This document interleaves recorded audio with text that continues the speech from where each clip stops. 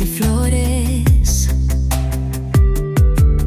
Pintamos el aire con 1000 colores. Latidos al ritmo de la tierra que canta. Hola, mi nombre es Paloma Ruiz y soy de México. Y esto es el Festival Abril Internacional. Vamos con el tema. La vida no es una cosa sencilla de explicar. Es un proceso manifiesto en múltiples organismos que establecen sus propias dinámicas y que conforman distintos ecosistemas. Y las dinámicas o interacciones que establecen no son para nada sencillas. Probablemente quien no esté relacionado con las áreas de ciencias biológicas más a profundidad recordará que nuestros cursos más básicos de ciencias lo que nos dicen es que un ecosistema se basa en una ubicación geográfica, tipo de clima, los factores abióticos y bióticos que lo componen. Y recordamos que dentro de los factores bióticos se nos mencionan siempre a las plantas y a los animales, y a algunos otros organismos microscópicos que siempre nos los plantan como degradadores de materia orgánica. Y ya teniendo a los elementos que conforman al ecosistema, hablando de estos organismos, también nos dicen que establecen algunas interacciones bióticas. Y nos hablan, por ejemplo, de cadenas o redes tróficas, que finalmente va a ser cómo vamos a definir la estructura trófica de un ecosistema o, en español, cómo se mueve la energía dentro de ese ecosistema. Eso hablando de la alimentación. Sin embargo, tendríamos que contemplar otro tipo de interacciones que pueden tener los organismos, por ejemplo, para su reproducción, para su desarrollo o incluso su supervivencia. Por lo que ahora hablaríamos de interacciones bióticas, interacciones que establecen los organismos dentro de un ecosistema, pues porque tienen que encontrar su lugar dentro de él, y obviamente tenemos que considerar que no van a ser individuos aislados. Es cierto que el depredador come su presa, pero esa presa y ese depredador viven en algún lado e interactúan con otras especies, con muchas, en su día a día y durante toda su vida.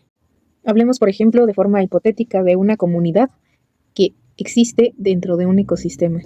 En esta comunidad hipotética vamos a establecer un depredador tope que va a ser un carnívoro grande. Después vamos a tener lo que come el carnívoro, ratones, zorros y aves. Lo que comen los ratones son granos, semillas y frutos. Lo que comen los zorros, en este caso hipotético, van a ser ratones, aves y conejos. Y lo que coman las aves van a ser insectos, plantas y frutos.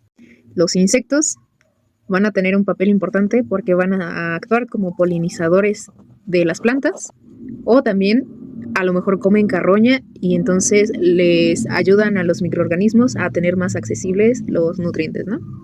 Microorganismos que, por cierto, están interactuando activamente junto con los hongos, con las plantas y la materia vegetal para producir estos recursos. Las aves, por su parte, van a comer a insectos y van a comer frutas, pero además van a tener un papel muy importante porque van a ser dispersores de semillas. Y bueno, entonces tenemos un escenario hipotético muy bonito, muy funcional, en su equilibrio.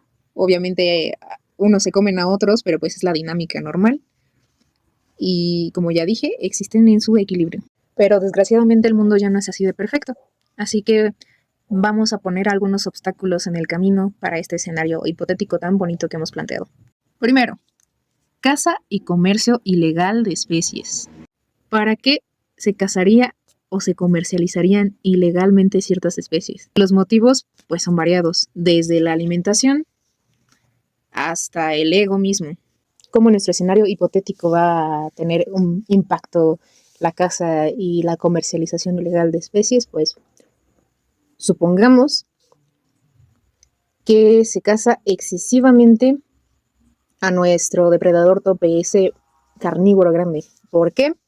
Porque era una región donde se hacía caza deportiva ilegal. ¿Por qué querían cazar a ese mamífero? ¿Quién sabe? Si solamente era por tenerlo como trofeo, pero el punto es que se cazó desmedidamente y se acabó. Cuando se acaba con este depredador tope, empieza a haber una sobrepoblación de zorros, que era su principal alimento. Y supongamos que estos zorros tienen más accesible en sus dinámicas de alimentación comer aves. Entonces, al haber muchos zorros, se comen muchas aves, la población de aves es disminuida drásticamente. Y recuerdan ¿Qué hacían las aves en este ecosistema, en esta comunidad que planteamos hipotéticamente? Dispersaban semillas.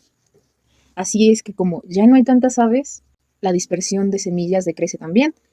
Y oh sorpresa, pues poco a poco se empieza a ver en el ecosistema la disminución de la materia vegetal, de las distintas plantas que allí habitaban. Esto va a tener un impacto extraordinariamente terrible, primeramente para aquellos que se alimentaban directamente de las plantas. Pero pues ya vimos, todos están conviviendo con todos, entonces el impacto es para todos.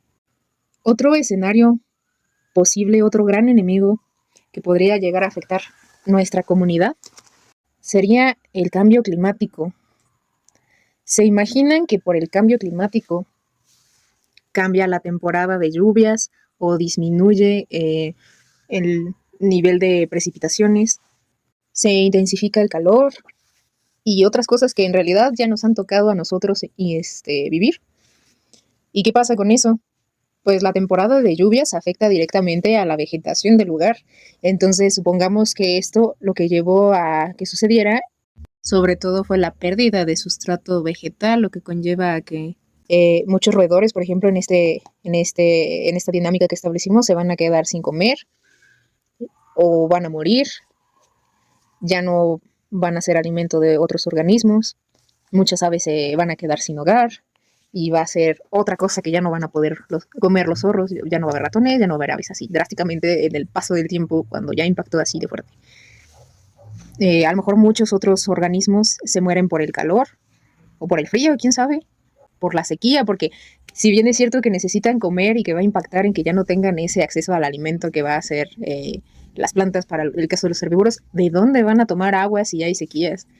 Todos, depredadores, herbívoros, carnívoros, carroñeros, todos necesitamos agua para sobrevivir. Entonces también impacta fuertemente. Y si nos damos cuenta, ¿qué es lo que ha estado causando el cambio climático? Pues la emisión excesiva de gases de efecto invernadero, ¿no? ¿Por qué? Por el uso de combustibles fósiles, por la industrialización y otras tantas cosas que han sucedido con el paso de los años y derivados de nuestra actividad. ¿Qué otra cosa puede afectar a nuestra comunidad planteada, a nuestro ecosistema? La deforestación, la pérdida del hábitat, la fragmentación del hábitat. ¿Qué pasa si un día llegan y talan todos los árboles o quitan toda la materia vegetal o de plano acaban con todo del lugar en el que habitaba o habitaban todos nuestros personajes de esta historia? De plano, pues yo pienso que morirían muchos, ¿no? Y los que sobreviven, pues obviamente tendrían que buscar otro lugar donde vivir. Y hay muchas opciones, ¿no? A lo mejor se van al lugar más cercano, a otro espacio, en el que ya había unas dinámicas propiamente establecidas y entonces van a llegar a mover y va a pasar lo que nos pasaba con los otros problemas que planteábamos.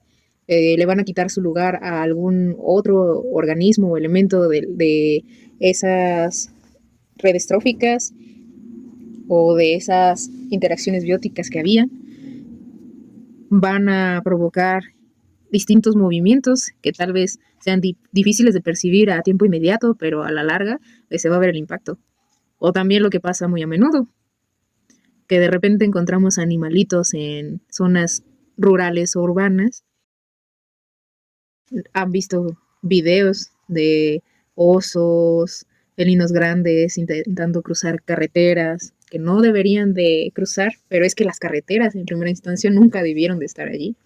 O de mapaches entrando a casas a robar comida, cuando la realidad es que pues esos bichitos eran de hábitos hasta riparios, de vivir cerca de ríos y tenían su propio lugar en su propia región natural, pero por diversas cuestiones de aumento de población, industrialización, cambios de uso de suelo, pues ya no tienen esos lugares.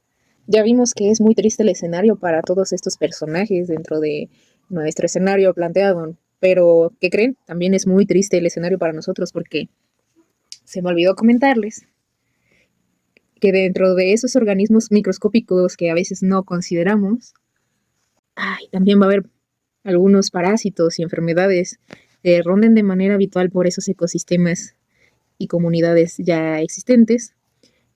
Y pues va a ser la dinámica normal. No es que sea bueno o malo que tengan enfermedades. Enfermedades pues existen y han existido y las poblaciones y comunidades sobreviven, subsisten y continúan.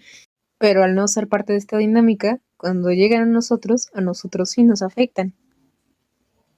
Y es aquí donde hablamos, por ejemplo, de la zoonosis, que a lo mejor lo escucharon en algunos años previos, no muchos, porque tuvimos una pandemia muy reciente. Y pues es que, ¿qué pasa? Que cuando nosotros hacemos que se desplacen estos organismos de sus hábitats naturales por causas, por ejemplo, de la deforestación, van a llegar a los lugares que estamos poblando nosotros y obviamente los microbios o parásitos que existan dentro de esta fauna que está migrando también van a necesitar cambiar sus estrategias de vida para poder seguir persistiendo. Ya vamos a estar nosotros dentro de la ecuación y pues empiezan a ser microorganismos que van a tener un potencial de brincar hacia nuestra especie y de establecer procesos de enfermedad o generar enfermedades zoonóticas, lo que ya va a implicar que vamos a tener una crisis de salud que se puede evitar de haber respetado las interacciones que ya estaban, ¿no? Sí es cierto que hay muchas enfermedades que afectan al humano ya de tiempo atrás, pero también es cierto que hay muchas enfermedades emergentes que están llegando a nosotros por cosas como estas. ¿Cómo afecta esto a la humanidad? Vivimos en un periodo caracterizado por crisis. La crisis ambiental se incluye en nuestro día a día. No solo la vemos en las noticias, sino que realmente está teniendo un impacto que podemos percibir. Y en las noticias vemos que muchas especies se van a extinguir, que deforestaron inmensa cantidad de bosques, que el coral se blanquea. Ante esto, ¿de qué nos sirve comprender y tener la noción de la complejidad de las interacciones de la vida? Sencillo, pero a la vez muy complejo.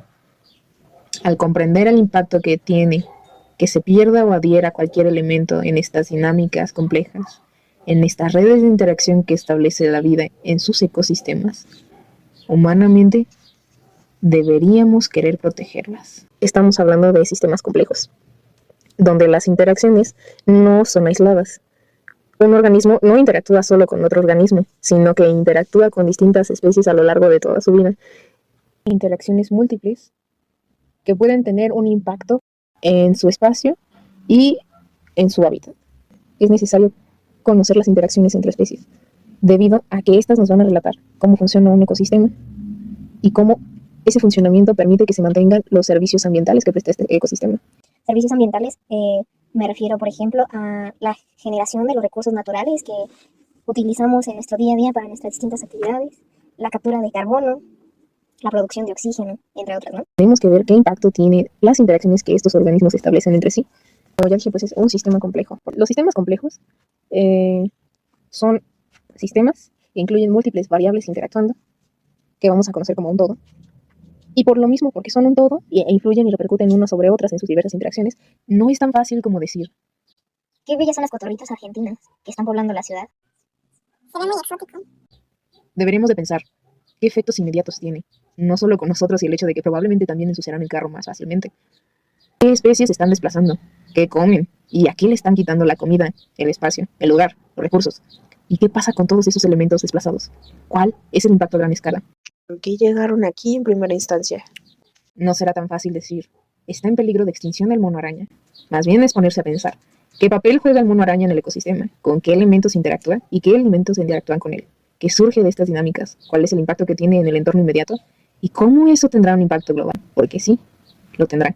Si está en peligro de extinción, ¿no es también porque se está destruyendo su hábitat? Cualquier cosa que pase allá afuera nos va a repercutir. Porque la realidad es que todos somos parte de todo y todo nos afecta. El aleteo de las alas de una mariposa se puede sentir